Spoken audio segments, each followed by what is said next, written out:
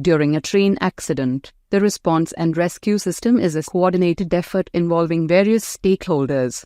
Local authorities, railway officials, and emergency services collaborate to ensure a swift and effective response.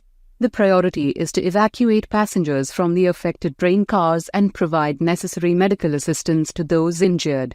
This involves deploying trained personnel, such as medical teams and firefighters, to the accident site. Additionally, communication and coordination with nearby hospitals and medical facilities are essential. Quick action, clear protocols, and a well-prepared response plan are crucial to minimize the impact of the accident and ensure the safety of passengers and crew. Deepak Mohapatra